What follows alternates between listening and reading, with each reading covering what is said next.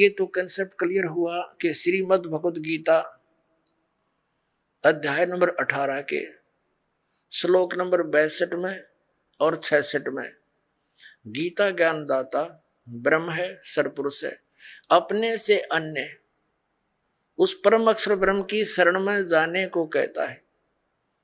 वो परम अक्षर ब्रह्म कौन है ये दास बताओगा। वो कबीर साहब है, वो काशी के अंदर धानक रूप में, जुल्हाई रूप में आया था, जिसको एक कवि कह करके हमने उनका इतिहास बंद कर रखा था। ये परम अक्षर ब्रह्म है। उन्होंने 600 वर्ष पहले वो ज्ञान दिया था जो आज हमारे सदग्रंथों में विद्यमान है। और ये हमारे आचार्य और शंकराचार्य श्री शंकर देव श्री विष्णु जी को अजन्मा अजरो अमर, इनके कोई माता पिता नहीं बताते। और पुराणों के अंदर इनके इतिहास में लिखा कि इनके माता पिता हैं, इनकी जन्म मृत्यु होती है और इनको ये भगवान बताते हैं। शिव पुराण के अंदर लिखा कि तुम ब्रह्मा और विष्णु, तुम भगवान नहीं हो, तुमने अपने आप को भगवान मान लिया। अब पुणात्माओं, प्रसंग ये चला था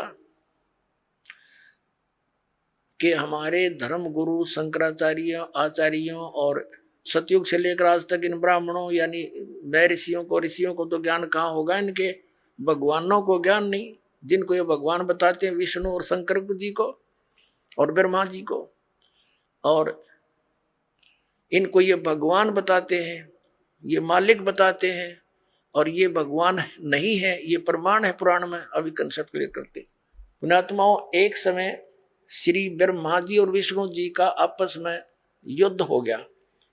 किस बात पर युद्ध हो गया कि ब्रह्मा जी कहते हैं विष्णु जी को कि मैं तेरा पिता हूं, तेरा जनक हूं।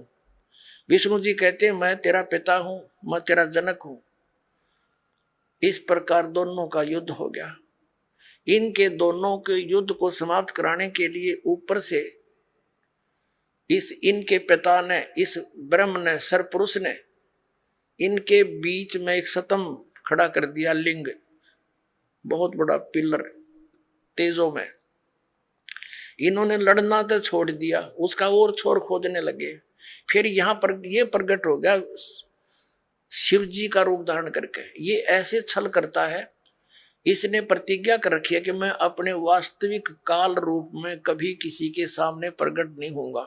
इसका काल रूप कौन सा है? गीता जी अध्याय नंबर 11 के श्लोक नंबर 47-48 में ये कहता है कि अर्जुन देख, ये है मेरा काल रूप, विराट रूप, और इसकी प्राप्ति ना वेदों वर्णित विधि से, ना जप से, ना तप से, ना यज्ञ से, किसी प्रकार से नहीं हो सकती। ये तो मैं अपना अनुग्रह करके तेरे ऊपर कृपा की है, तेरे से पहले इसको किसी ने नहीं देखा था और ना आगे कोई देख सकता। गीता जी अध्याय नंबर 7 के श्लोक नंबर 24-25 में ये कहता है कि ये मूर्ख जन समुदाय मुझ अव्यक्तम व्यक्तिम आपन मनन्ते, मुझ अव्यक्त को मैं अपने योग माया से छुपा रहता हूं। ये मूर्ख जन समुदाय मुझे व्यक्ति रूप में आया हुआ कृष्ण मान रहे होंगे। I am not Krishna. तो वो छुपा रहता है, ऐसी छल क्या करता है, कभी विष्णु रूप का धारण करके किसी को दर्शन दे देता है, ऋषि को, साधक को। तो वो विष्णु जी की महिमा गाता है कि आप ही सर्वशक्तिमान हो, मैंने समाधि काल में आपके दर्शन हुए, आप छुपाए हो अपने आप को।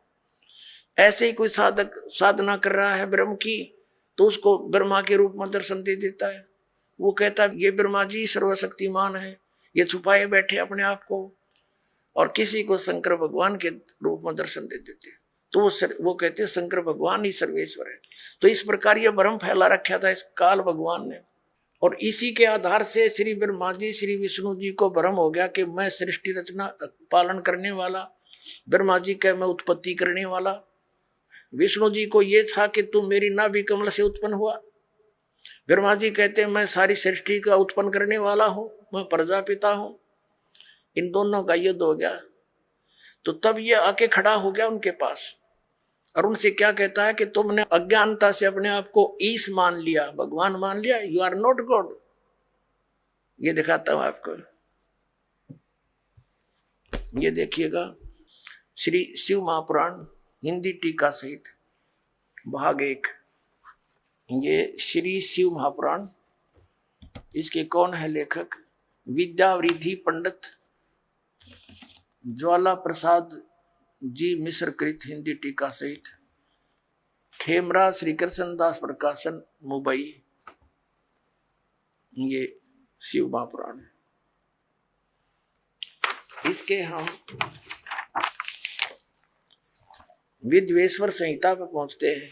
ये 11 पृष्ठ विद्वेश्वर संहिता शिव पुराण अध्याय 6 में यहाँ पर नंदी केश्वर यानी वो नंदी बैल बता रहा है भगवान शंकर का। नंदी केश्वर बोले कि हे योगेंद्र, एक समय विष्णु भगवान शेष सैया पर अपने गरुड़ आदि पार्षदों के से संयुक्त लक्ष्मी सहित शयन करते थे। उस समय ब्रह्म ज्ञानियों में श्रेष्ठ ब्रह्मा जी अपनी इच्छा से वहां आए। सब प्रकार सुंदर सेज पर शयन करते हुए कमल लोचन विष्णु जी से पूछने लगे, तुम कौन हो? मुझे देखकर अभिमानी पुरुष के समान शयन करते हो। वत्स बेटा उठो, देखो मैं तुम्हारा स्वामी आया हूं। आए हुए स्वामी का गुरु को देखकर भी जो अभिमान करता है वह उस द्रोही मूड का प्रायश्चित होना निश्चित है। यह सुनकर विष्णु जी के अंतर में क्रोध हुआ, पर ऊपर से दिखाया नहीं, परंतु बाहर से शांत रहे और बोले, बेटा वत्स ब्रह्मा। विष्णु जी बोले ब्रह्मा जी को, वत्स बेटा तुम्हारा मंगल हो, बैठो इस आसन पर विराजो। इस समय तुम्हारे नेत्र कुटिल और मुख वक्र क्यों हो रहा है? ब्रह्मा जी बोले, हे वत्स विष्णु, तुमको समय के प्रभाव से अभिमान है। हे पुत्र, मैं तुम्हारा रक्षक और जगत का पिता मैं हूं। विष्णु जी बोले, यह तो सब जगत मुझ में सतीत है। तुम चोर के समान किस प्रकार अपना कहते हो? तुम मेरी नाभि कमल से उत्पन्न हुए हो, इससे तुम मेरे पुत्र हो। इनका लठ बाज गया, ये गणी ना पढ़ावे आगाते। इनका आपस में लट्ठम लट्ठा हो गए, देवता फूल बरसाने लग गए। अक्षाबास मरो कटके, ये हमारे देवताओं के लक्षण देखिए। ये हम अब 11वां पृष्ठ पढ़ रहे हैं, अभी यहाँ नीचे आ गए हैं। यहाँ देखो विद्वेश्वर संहिता का, मैं श्रेष्ठ हूँ, मैं स्वामी हूँ, ऐसा कहकर एक दूसरे को मारने की इच्छा से युद्ध करने में उत्सुक हुए। संपूर्ण देवता विमान में बैठकर उस महाअद्भुत युद्ध को देखने चले आए और आकाश में उनका ऊपर फूल बरसाने लगे। हमारे देवताओं, ये हमारे देवता, दो भाइयों का झगड़ा हो जा तो सभ्य व्यक्ति उनका छूट बीच बचावा करा कर कहीं लड़के ना मर जा। अरे ये देवता फूल बरसावा, मरो लड़के हैं, हो जाओ खत्म है तेरा गजब। इन इतिहासों को पढ़ते थे हम। अब ये काल आ गया, इनके बीच में सतम डाल दिया इनके पिता ने पिल्लर तेजों में बहुत। इसके और छोर को खोजने लगे, इन कुछ नहीं पाया। ब्रह्मा ने झूठ बोल दिया। ये कथा आप सुनते रहते हो। इसलिए इनके बीच में आ गया और फिर इनको क्या हिदायत देता है कि तुम भगवान नहीं हो, तुमने अपने आप को भगवान मान लिया। ये देखिएगा शिव पुराण 17 पृष्ठ पर हम आ गए। विद्वेश्वर संहिता है ये, अध्याय 9 भाग विद्वेश्वर संहिता भाग 1 का अध्याय 9। अब यहाँ निंदिकेश्वर फिर बोले कि इस प्रकार जब वो दोनों नरम हो गए, भगवान ने नरम हुए ब्रह्मा विष्णु पर अनुग्रह करके क्या बताया, उन दोनों की अज्ञानता और वैर को दूर करने के अर्थ दोनों से कहा कि मेरे सकल और निष्कल दो भेद से दो रूप है, परंतु और ईश्वर नहीं। इस कारण से दोनों उनके दो रूप नहीं हो सकते। पहला सतम रूप है और पीछे मूर्तिमान रूप धारण किया। इसमें ब्रह्म निष्कल और इस रूप कौन सा गुण, मेरे दोनों रूप से और दूसरे के किसी के नहीं। अब इनसे क्या कहा, इस कारण से तुम दोनों को अथवा दूसरों को ईश तव की प्राप्ति नहीं हो सकती। तुमने ब्रह्मा और विष्णु ने अज्ञानता से अपने को ईश माना, भगवान मान लिया। ये बड़ा ही अद्भुत हुआ, ये बड़ा गलत हो गया। उसको दूर करने को ही मैं रण स्थान में आया। अब तुम अपना अभिमान त्याग कर मुझ ईश्वर में अपनी बुद्धि लगाओ। मेरे प्रसाद से लोक में सब अर्थ प्रकाश होते हैं। अब ये क्या कहता है कि मैं जगत का वर्धक होने से मैं ब्रह्म हूं। आप आगे दिखाता हूं आपको। ये प्रश्न नंबर 18 पर देखिएगा। अध्याय नंबर 10 का। और यहां हम आ जाते हैं। हे पुत्रो, ब्रह्मा और विष्णु को कह रहा है, इनका पिता ये ब्रह्म, काल रूपी ब्रह्म सरपुरुष, हे पुत्रो, यह कृत आपने तप से प्राप्त किया है, जिसको सृष्टि की उत्पत्ति और प्रलय पालन कहता है।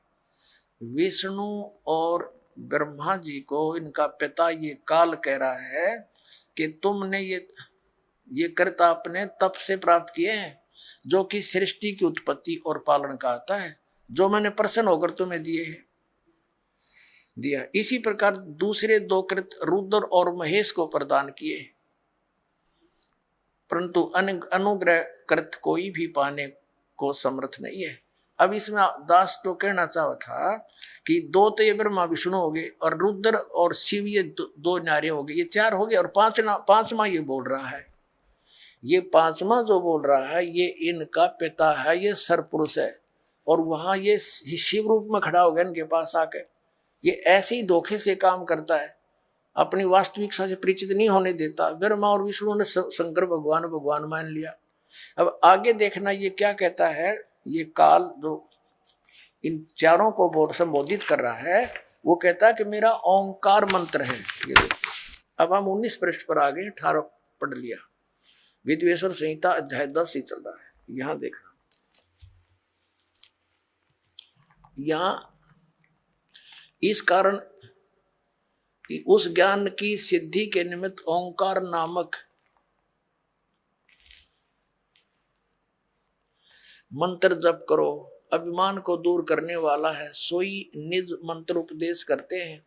यह ओंकार मेरे मुख से उत्पन्न होने से मेरे ही रूप का बोधक है, महामंगल करने वाला है। यह वाचक है, मैं वाच्य हूं। यह मंत्र मेरा आत्मा है, उसके स्मरण से मेरा स्मरण होता है। उत्तर के मुख से अकार, पश्चिम के मुख से उकार, दक्षिण के मुख से मकार, पूर्व के मुख से बिंदु, मध्य के मुख से नाद उत्पन्न हुआ। इस प्रकार 5 प्रकार से ये निर्गत हुआ। वह सब एक होकर ओम ऐसा एक अक्षर हो जाता है। यह सब नाम रूपात्मक। अब कहने का भाव ये है कि ये ओम एक अक्षर इस ब्रह्मा विष्णु महेश के पिता का है। ये हो गया स्पष्ट। अब हम आते हैं पुनः देवी पुराण पर। अब इससे क्या सिद्ध हो गया कि ब्रह्मा विष्णु रुद्र और ये महेश ये भगवान नहीं है। इनका पिता खुद कह रहा है कि यू आर नॉट गॉड। अरे हमारे आचार्य शंकराचार्य हिंदू धर्म के धर्मगुरु यही नहीं को भगवान बता के हमें मूर्ख बना रहे। आज तक इनका कख नहीं पता था, इनको वेदों गीता और पुराणों का। बताओ, पुण्यात्माओं, इनने हमारे भोलेपन का नाजायज फायदा उठाया। नकली गुरुओं ने बैठा दिया, पूरा मानव समाज भूत बनवा दिया, फिर उनकी पूजा करवाते हैं। श्राद्ध निकालो, पिंड भरवाओ।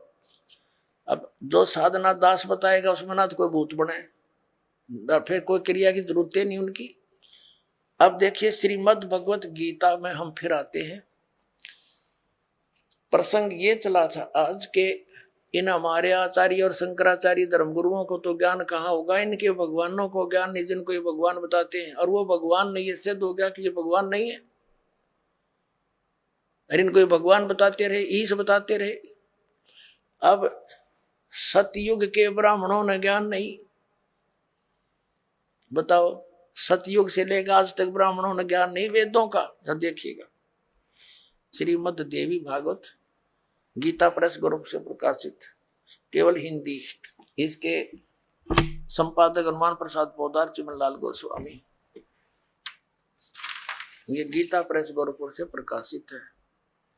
इसके हम 414 पृष्ठ पर आते हैं। ये 414 पृष्ठ है श्री संक्षिप्त देवी भागवत और छठा सकंद।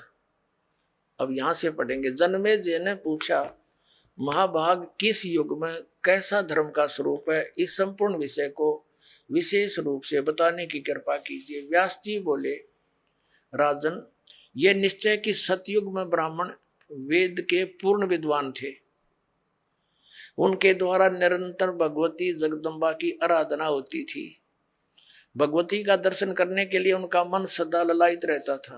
प्रत्येक गांव में शक्ति यानी दुर्गा का मंदिर का उद्घाटन हो, ये इस विषय की उनके मन में बड़ी उत्सुकता थी। बता, ये सतयुग के ब्राह्मण खाक विद्वान थे। कहते हैं व्यास जी का ज्ञान देख लो कि सतयुग के ब्राह्मण वेद के पूर्ण विद्वान थे और दुर्गा की भक्ति करते थे।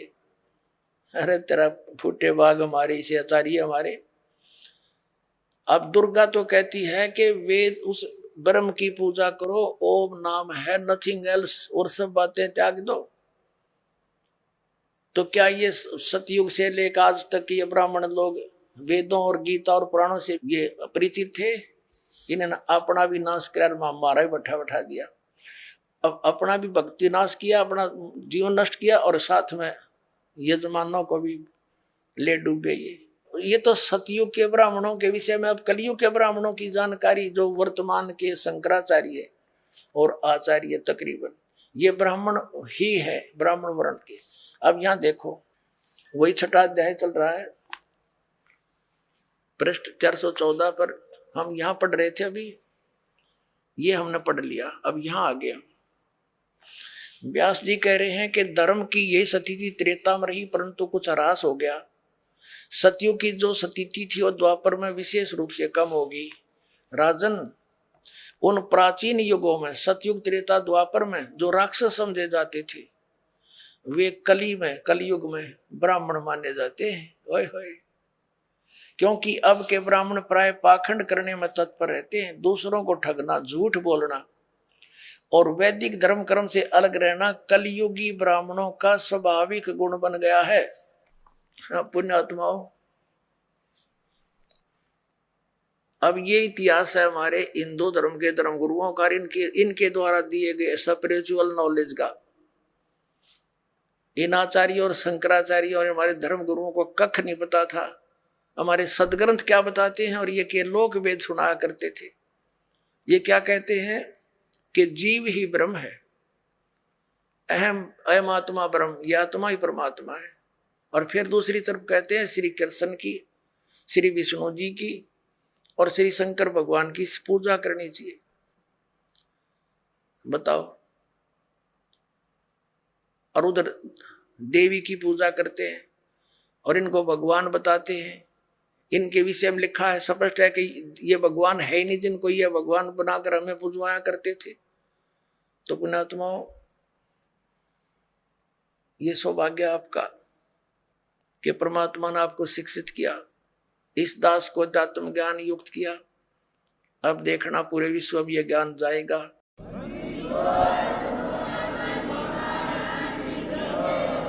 आप आज से नहीं लगे हो भक्ति के लिए, परमात्मा के लिए, आप युगों युगों से लगे हो। आप भक्ति मार्ग पर लगे हो, लेकिन बीच में गफलत कर जाते हो। किसी भी कारण से आपका इस भक्ति मार्ग से पैर फिसल जाता है। आप फिर यही काल के गड्ढे में, घेरे में पड़े रह जाते हो और फिर से प्रयत्न करते हो इस घेरे से निकलने का, इस कुएं से निकलने का। तो अब आपका प्रयत्न, अब आपका जो इस काल के घेरे से निकलने का ये लास्ट स्टेप रह रहा है। यदि इससे फिर फिसल गए तो हजारों युगों तक आप इस स्टेप पर नहीं आ पाओगे, इस चरण में नहीं आ पाओगे। जो इस सतमार्ग से जुड़े हैं और उनका पैर फिसल गया तो वो तो बहुत कई हजार युगों के बाद ही फिर पुनः इस भक्ति मार्ग को ग्रहण कर पाओगे। कारण क्या है? कारण ये है कि ये सत भक्ति है, यथार्थ मंत्र है। इनके जाप करने से आपकी कमाई ढेर सारी होती है, बहुत ज्यादा हो जाती। और इसका हमने संग्रह करके सतलोक जाना था इस भक्ति की कमाई के बल से, और ये अंतिम सांस तक हमने संग्रह करना था इसका। और हम किसी भी कारण से परमात्मा के इस मार्ग से विचलित हो जाते हैं अंतिम सांस तक कभी भी, तो फिर हम यही रह जाएंगे। और यहां का विधान है कि जैसे कर्म प्राणी ने किया है वैसे फल उसको मिलेंगे ही मिलेंगे। आपके पुण्यों का, आपकी सतभक्ति का ढेर लग जाएगा। जैसे आपको प्रथम मंत्र दिया जाता है, इसमें हमारे कमल हैं, हमारे शरीर के अंदर ये चक्कर बने हुए हैं। चक्कर जैसे एक मूल चक्र है, फिर स्वादिष्ठान चक्र है जिसको संतों ने स्वाद चक्र बोला है, और फिर नाभि चक्र है, नाभि कमल भी कहते हैं, मूल कमल भी कहते हैं, अधिष्ठान कमल भी कहते हैं। चक्कर कहो कमल कहो, संतों ने उसे कमल बोला है, योगियों ने चक्र बोला है। फिर हृदय कमल यानी हृदय चक्र है, फिर कंठ कमल है यानी कंठ वाला चक्र है, और फिर त्रिकुटी कमल है। तो इस प्रकार हमारे शरीर में ये जितने भी कमल चक्र हैं, इन पे एक एक देवता का अधिपत्य है। मूल चक्र के ऊपर, मूल कमल के ऊपर गणेश जी का बैरियर है, ये समझ लो ये बैरियर है। अपने हम निज धाम जाना है, ये बैरियर है। प्रथम बैरियर है मूल कमल, और दूसरा बैरियर है स्वाधिष्ठान कमल यानी चक्र, स्वाद चक्र, और तीसरा बैरियर है ये नाभि चक्र, नाभि कमल। तो मूल कमल पर गणेश जी वहां के मुखिया हैं, और स्वाधिष्ठान चक्र रूपी बैरियर के ऊपर श्री ब्रह्मा जी का राज्य है, सत्ता है, और नाभि कमल पर विष्णु जी और लक्ष्मी जी, ये इनके साथ ही है। तो परिवार है इनका। ब्रह्मा जी के साथ उनकी पत्नी सावित्री है, और फिर हृदय कमल पर भगवान शिव और पार्वती यहाँ के ये अधिकारी हैं, और कंठ कमल में श्री दुर्गा जी। तो इस प्रकार हमने कंठ कमल तक जितने भी ये बैरियर हैं, इनसे पार होने के लिए आपको ये मंत्र दे रखे हैं, प्रथम मंत्र। तो इनकी भक्ति कमाई करके आप जब इन बैरियरों के पास निकट जाओगे तो आपके बैरियर का मार्ग साफ मिलेगा, और आपकी जो कमाई आपने प्रथम मंत्र में इन इन देवों की जो मजदूरी की है, साधना की है, ये आप वहां इनका टैक्स देते हुए चलोगे। इस प्रकार हमने सतलोक जाने में ये सहयोगी होते यदि हम इस भक्ति पर लगे रहे अंतिम सांस तक। और यदि हम इनसे फिसल गए भक्ति मार्ग से, तो फिर क्या होगा? आप जी ने जो गणेश जी की के सत्र की साधना मंत्र जाप किया जो आपको दिया जाता है, तो उस कमाई को आप श्री गणेश जी के लोक में प्राप्त करोगे, वहां गण बन जाओगे। और जब आपकी इस मंत्र की कमाई खत्म हो जाएगी उस लोक में, उसके बाद आप फिर श्री ब्रह्मा जी के लोक में जाओगे, क्योंकि आपने वो भी नाम जाप कर रखा है, उसकी कमाई बहुत घनी बनी हुई है। तो वहां आप अपनी पूंजी को नष्ट करोगे देवता बनकर। उसके बाद फिर आप जाओगे श्री विष्णु जी के लोक में, क्योंकि उस नाम की भी जाप की कमाई आपने कर रखी है।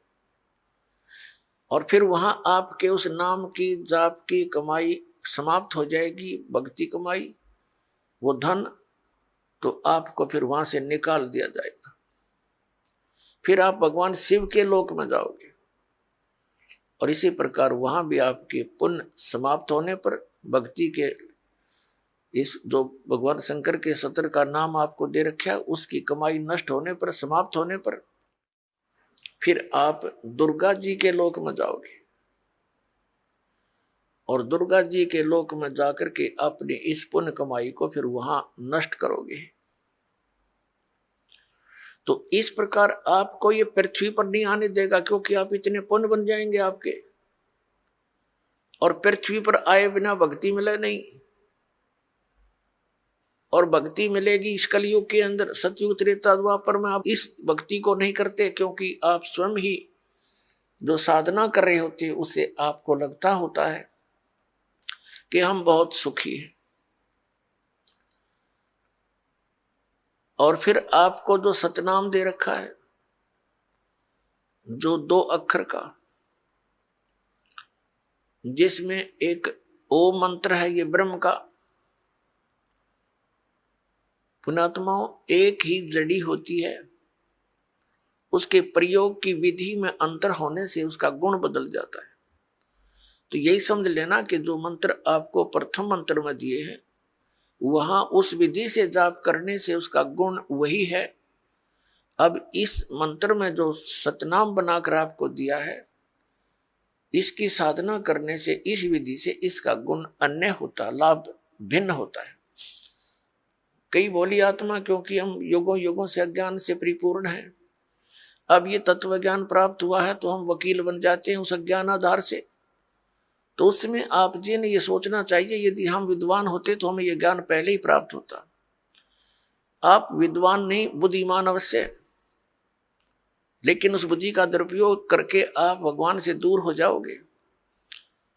इस दास ने जो मार्गदर्शन किया है ये गॉड गिवन है, ये किसी डूम बाट के गीत नहीं है। तो इसके अंदर आप जी ने बिल्कुल सोचना बंद कर देना चाहिए।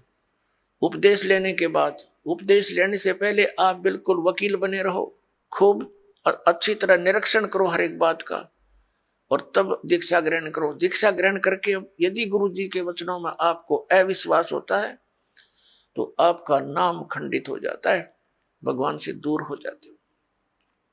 इसलिए दास सबसे पहले आपको ज्ञान ग्रहण करने के लिए पुस्तकें देता है, सीडी बना रखी है, ये सुनो, देखो, मिलाओ दूसरे संतों से, और जब आपको संतुष्टि हो जाए कि ये मार्ग फाइनल है, सही है, तो दीक्षा लो, अन्यथा मत लो। तो जो दास फिर आपको जो भी ज्ञान दे, आप एक अच्छे विद्यार्थी की तरह निसंशय होकर सुनो, श्रद्धा से सुनो, ब्लाइंड फेथ करके सुनो। पुण्यात्माओं, श्रद्धालु हमेशा अपने गुरु जी के वचन पर अंधविश्वास करता है और वही सफल होता है। लेकिन इस गुण का इन नकली गुरुओं ने दुरुपयोग कर लिया। जितने भी आप देखते हो ये संत और इनके पास गए हुए डिवोटी कितने समर्पित हैं।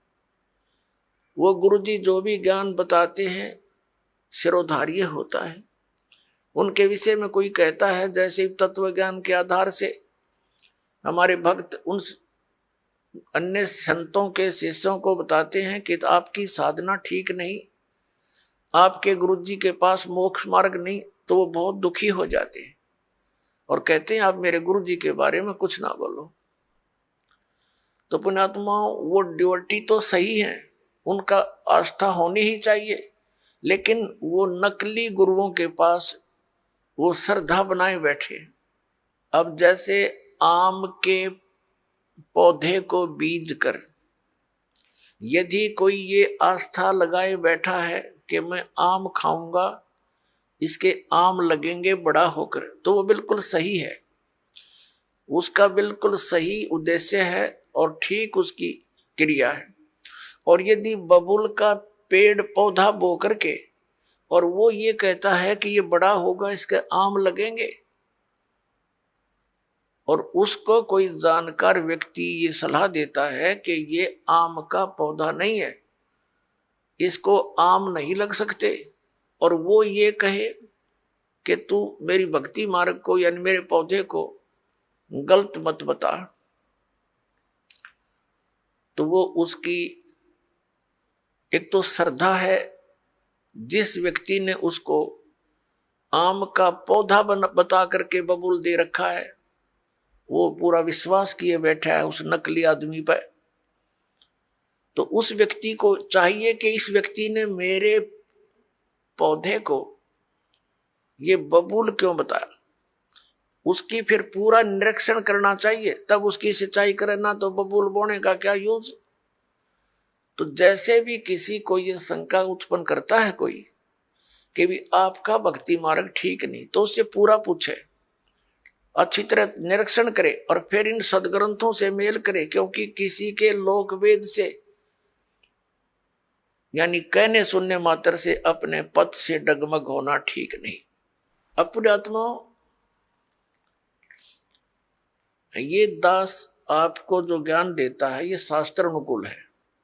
पवित्र श्रीमद् भगवत गीता, पवित्र चारों वेद और पवित्र पुराण, ये एक पवित्र हिंदू धर्म के श्रद्धालुओं के लिए शिरोधार्य है। शिरोधार्य का अर्थ होता है इनमें जो लिखा है वो सत्य है, और इससे बाहर कोई बताता वो असत्य है। असत्य डुप्लीकेट और सत्य ओरिजिनल। तो ओरिजिनल वस्तु से लाभ होगा, डुप्लीकेट से नहीं होगा। श्रीमद् भगवत गीता अध्याय नंबर 16 के श्लोक 23-24 में स्पष्ट किया है कि अर्जुन, शास्त्र विधि को त्याग कर जो मनमाना आचरण करते हैं उनको न तो कोई सुख प्राप्त होता है, न उनकी गति होती है, और न ही कोई सिद्धि को प्राप्त होते हैं, अर्थात यूजलेस। तो फिर फायदा क्या उस भक्ति के करने का। तो गीता अध्याय नंबर 16 के श्लोक नंबर 24 में तुरंत कहा कि इससे तेरे लिए अर्जुन कर्तव्य और अकर्तव्य की व्यवस्था में, यानी कौन सी भक्ति करनी चाहिए और कौन सी ना करनी चाहिए, सदग्रंथ ही प्रमाण है, उनको आधार मानना। सदग्रंथों के विपरीत कोई ज्ञान देता है उसको स्वीकार मत करना, वो गुरु ठीक नहीं। भावार्थ ये है इस पवित्र सदग्रंथ के इस श्लोकों का। तो पुण्यात्मा, ऐसे तो आपको भी कोई कह सकता है कि आपके गुरु जी का ज्ञान ठीक नहीं, तो उसे प्रमाण लीजिए और फिर अपने प्रमाण दीजिए, और फिर भी आपको कोई भिन्नता लगे तो बेशक किसी को स्वीकार कर लीजिए। लेकिन दास ये दावे के साथ कहता है कि इस विश्व के अंदर इस दास के अतिरिक्त न तो तत्व ज्ञान है और न ही भक्ति का कोई मंत्र समाधान है। सबके पास यूजलेस मंत्र है, मोक्षदायक नहीं है, वो सब झूठे और गलत मंत्र है, शास्त्र विरुद्ध ज्ञान है। ये ढोल के डंके पर कहते हैं। और ऐसा है तो प्रमाण दे कोई हमारे सामने आए। हमने अध्यात्म ज्ञान चर्चा का एक प्रोग्राम चलाया, उसमें सामने आए और अपना पक्ष प्रस्तुत करे। तो दास जो आपको कहना चाह रहा है वो इस विषय में है कि जो भक्ति आप करते हो और जो साधना ये दास बताता है उसके ऊपर आपको अविश्वास नहीं होना चाहिए, विशेषकर उपदेश प्राप्त करने के बाद। अगर फिर भी वो कोई अग्रम मग्रम करता, वो चातुर प्राणी है, उसने 1 2 4 20 हजार 2000 को मूर्ख बना रखा होगा, वो गुरु पद प्राप्त कर चुका है, उन औरों को अभी उलझाना ही चाहता है। अन्यथा इतने प्रमाण देखकर तो मूढ़मती भी इंसान समझ जाता है कि यह संत क्या बताना चाहता है। तो कहने का दास का तात्पर्य ये है कि जब आप उपदेशी हो जाओ उसके बाद आप दास के वचन सुनो और उनको फाइनल मानो। उपदेश लेने से पहले आप पूरी तर्क वितर्क करो, अपने माइंड से एक दूसरे के साथ करो कि ये कैसे लिखा है, ये ऐसे लिखा, फिर प्रमाण देखो। हमने तो पृष्ठ नंबर और अध्याय नंबर, उनके श्लोक नंबर दे रखे हैं, आपके प्रमाणित ग्रंथ होंगे। पुण्यात्माओं, दास अपनी तरफ से एक शब्द नहीं बोलता, क्योंकि हम जीव हैं। जीव जो अपनी तरफ से बोलेगा वो यदि ग्रंथों से परिचित नहीं है तो जीव सतर का ही बोल सकता है। लेकिन दास ने उन सदग्रंथों को पढ़ा है जो गॉड गिवन है, और गॉड गिवन जो विचार है वो जीव सतर से बाहर होते हैं। गॉड गिवन परमात्मा दत्त जो ज्ञान है उस पर जीव सोच ही नहीं सकता वहां तक, तो उनको हमने फाइनल ही मानना होगा। दैट्स ऑल, ये समझ लेना। और ये आपको निश्चय हो जाना चाहिए कि दास जो बोलेगा वो सदग्रंथों से ही बोलता है, जो सदग्रंथों में लिखा है, और जिसको हमारे धर्मगुरु समझ नहीं सके दास उनको समझा रहा है कि इस सदग्रंथ का कहने का तात्पर्य ये हर ये न्यू का न्यू लिखा हुआ है, एज इट इज रिटन है, जो का तो लिखा हुआ है, और उसको हमारे धर्मगुरु समझ नहीं सके। बस इतनी सी बात है। अब धर्मगुरु कौन होता है? जो धार्मिकता और सदग्रंथों का ज्ञान दे, और जो सदग्रंथों के विपरीत ज्ञान देता है और आपस में लड़ा के मारता है, वो ना धर्म गुरु है ना उसके धार्मिकता आसपास है, वो तो एक राक्षस व्यक्ति है। पीछे आप देखते आए हो, हिंदुओं के गुरु मुसलमानों के साथ लड़ाते हैं, मुसलमानों के गुरु हिंदुओं के साथ लड़ाई करवाते हैं अपने उल्लू सीधा करने के लिए, और वो हमें मूर्ख बनाते रहे। अब हम देखेंगे अपने सदग्रंथों को, और सदग्रंथों में वर्णित विधि है, उससे हम मोक्ष प्राप्ति करेंगे। तो दास आपको बता रहा था कि जो मंत्र आपको दिए जाते हैं ये आपको यहां प्रयोग नहीं करने चाहिए थे। आपने इनकी कमाई को संग्रहित करना है, सुरक्षित रखना है, किसी को आशीर्वाद नहीं देना, किसी को कोई दुआ या बद दुआ नहीं देना। बद दुआ दोगे तो भी आपकी पुण्य अक्षीण होंगे, और किसी को आशीर्वाद दोगे तो भी आपके भक्ति कमाई समाप्त होगी, खर्च होगी। अब जैसे कोई एक पहिए से, एक टायर से हवा और दूसरे टायर में भरे, वो कितना बुद्धिमान है, दोनों कंडम वो यूज है इसका। ये बुद्धिमान व्यक्ति ऐसे काम करता है, उसको सलाह देगा भाई यहां से जाइए, वहां आगे एक हवा भरने का यंत्र है, आप वहां से हवा भराइए, दोनों का काम चले। तो इस प्रकार हम अगर आशीर्वाद दे देते हैं तो हमारी पूंजी नष्ट हो जाती है भक्ति। अब ना उसको लाभ, उसको थोड़ा सा लाभ उसको होगा, और आप यहीं रह गए, दोनों चौड़ चपट, क्या फायदा। तो इस प्रकार हमने अपने बच्चों को, भाई बहन, माता पिता, सबको, संबंधित जितने मित्र हैं या वैसे भी कोई, एक सद्भावना पूर्वक सबसे प्रार्थना करनी चाहिए कि आप भी दीक्षा लो और अपनी हवा आप भरो।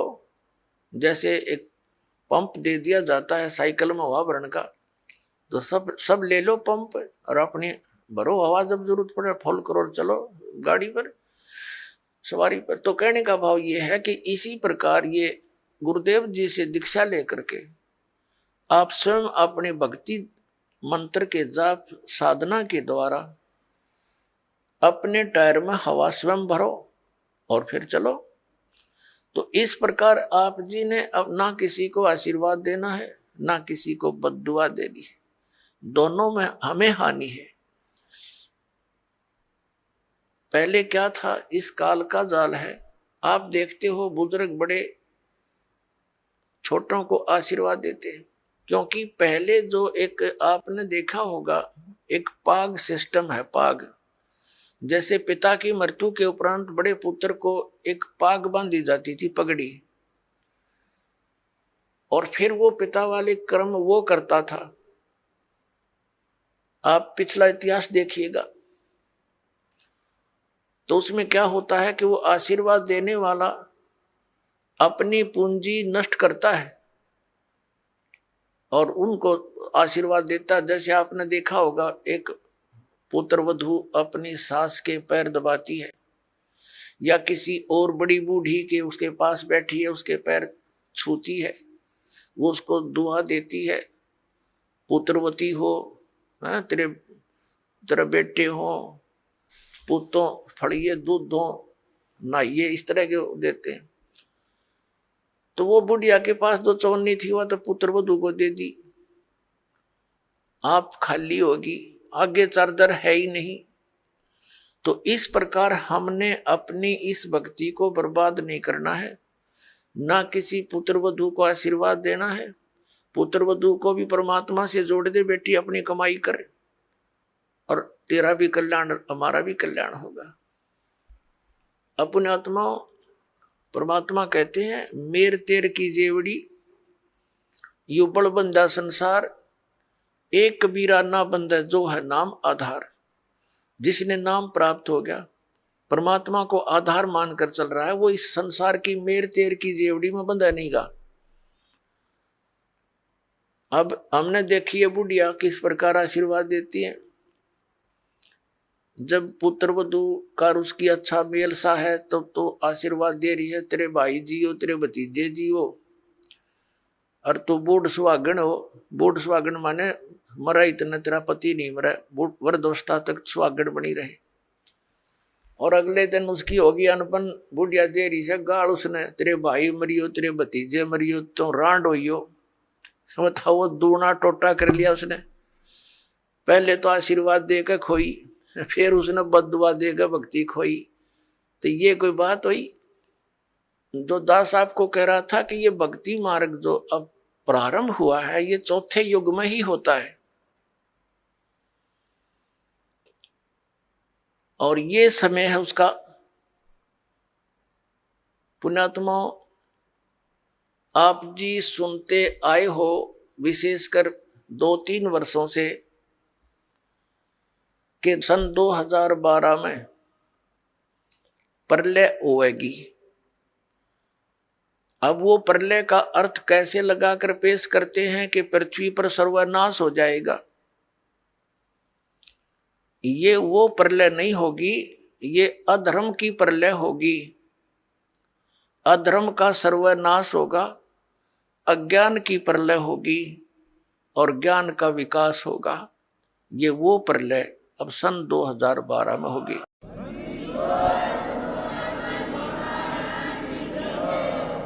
श्रीमद् भगवत गीता अध्याय नंबर 4 के श्लोक नंबर 7 में कहा है, यदा यदा ही धर्मस्य ग्लानि भवति भारत। जब जब धर्म के अंदर नफरत पैदा हो जाती है, अधर्म बढ़ जाता है, धर्म का नाश हो जाता है, तो काल भगवान कहता है तब मैं अपने अंश अवतार सृजन करता हूं, भेजता हूं। अपने आत्माओं, आप जी को दास बार बार बताता है, हम काल के लोक में रह रहे हैं, सरपुरुष के लोक में। और गीता जी का ज्ञान ये काल भगवान यानी ब्रह्म श्री कृष्ण जी में प्रवेश करके बोल रहा है। ये कहता है कि जब अधर्म बढ़ जाता है और धर्म की हानि होने लगती है तो मैं अपने अंश अवतार भेजता हूं, जैसे श्री राम श्री कृष्ण रूप में, श्री परशुराम रूप में, और वो अधर्म का नाश करते हैं। और दूसरे परमात्मा कौन है? जो हमारे लिंक में है, जिनसे हम संबंधित हैं। या तो हम इसलिए से संबंधित हैं क्योंकि हम इस काल के ब्रह्म के लोक में रह रहे हैं, और हमारा मूल मालिक परम अक्षर ब्रह्म है, वह हमने जाना, उसके लिए हम प्रयत्न करें। तो ये काल के जो अवतार होते हैं, ब्रह्म के अवतार कैसे अधर्म का नाश करते हैं? जैसे महाभारत करवाया किसने? श्री कृष्ण जी में प्रवेश करके इस काल भगवान ने। श्री कृष्ण युद्ध नहीं करवाना चाह रहे थे, वो तो 3 बार शांति दूत बनकर गए थे, और उन्होंने यहां तक प्रतिज्ञा कर ली थी कि मैं युद्ध भी नहीं करूंगा, हथियार नहीं उठाऊंगा। तो ये काल है, ये कराता है। तो उस समय कहते हैं अधर्म बढ़ गया था, और उस अधर्म का नाश उसने कैसे करवाया? महाभारत का युद्ध करवा के। उसमें धर्मे भी मर गए, अधर्मे भी मर गए। और फिर एक और समस्या पैदा होगी रोजी और रोटी की, बहनें विधवा होगी, बच्चे अनाथ हो गए। वो अधर्म कहाँ बढ़ा? वो तो अशांति और फैल गई, और उन बहन बेटी जो विधवा होगी थी उनके साथ अन्य लोगों ने बदतमीजियां की, उनकी इज्जत के दुश्मन बन गए। ये खाक अधर्म का नाश किया उन्होंने। अब जैसे परशुराम जी ने अक्षत्रियों को मार डाला क्योंकि वो सब निर्दयी, अत्याचारी, अन्यायी हो गए थे, और यही स्थिति पुण्यात्माओं अधिकतर अब हो चुकी है। राजनेता अपने स्वार्थवशी कार्य करते हैं, अधिकतर ये अधिकारी गण भी अपनी स्वार्थवश कार्य करते हैं, वो न्याय और धर्म को नहीं देखते। लेकिन परशुराम ने उनका कैसे, जो अधर्म फैला रहे थे उसका नाश कैसे किया, उनको सबको फरसे से काट डाला, उनकी हत्या कर दी। अब वो क्या अधर्म का नाश करा उसने, उनकी पत्नियां विधवा हुई, उनके साथ शेष बचे हुए लोगों ने और ज्यादा पाप किए, अधर्म किए, उनके बच्चे भूखे मर गए। ये टट्टू अधर्म का नाश करा इन्होंने। तो पुण्यात्माओं, परमात्मा कैसे उस अधर्म का नाश करता है, अधर्म की कैसे प्रलय करता है जो अब होने जा रही है। परमेश्वर 600 वर्ष पहले आए थे,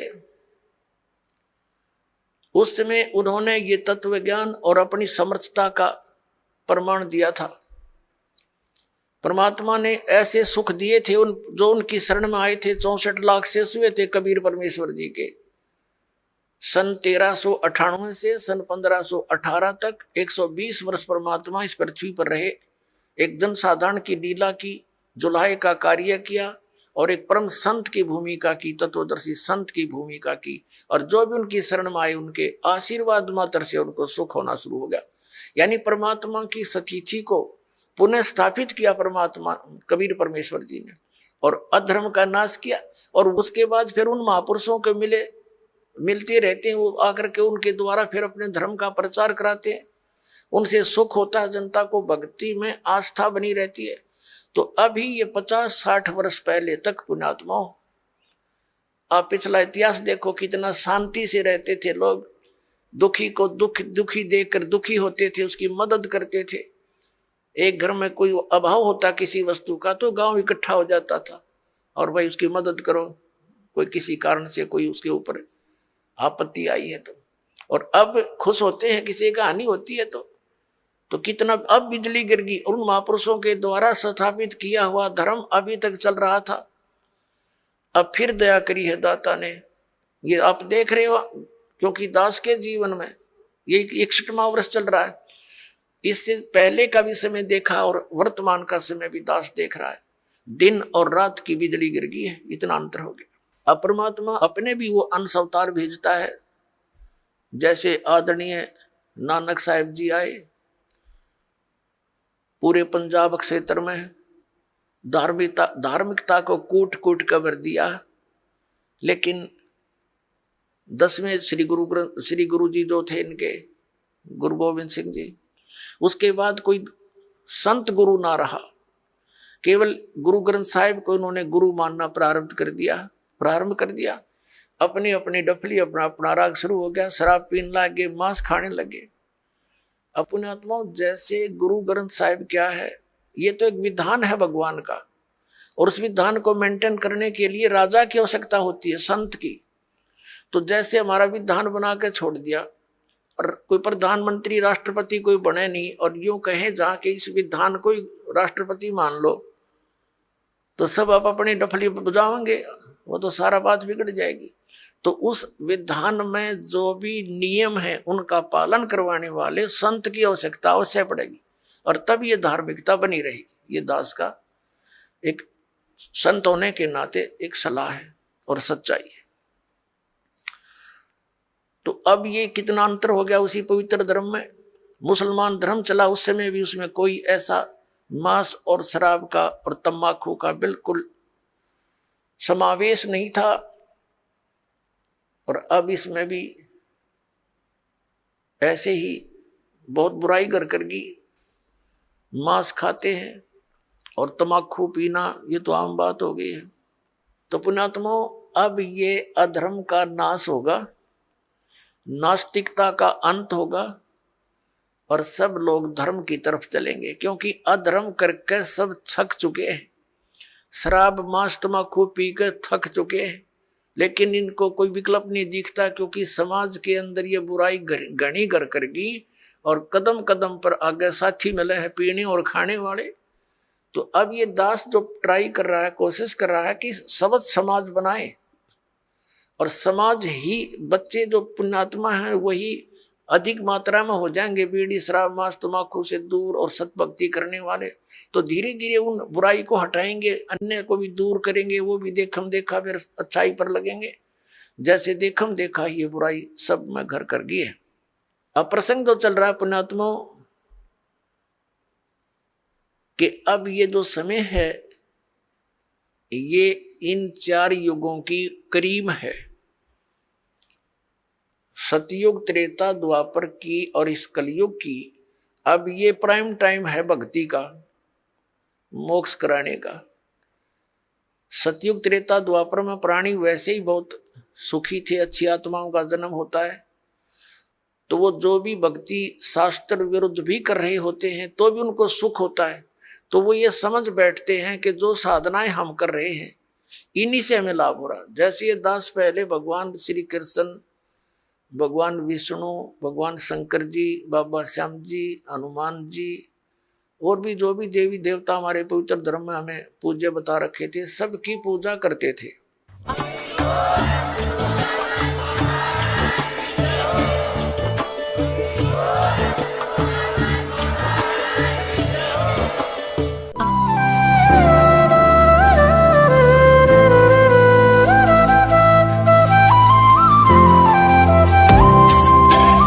सत सही।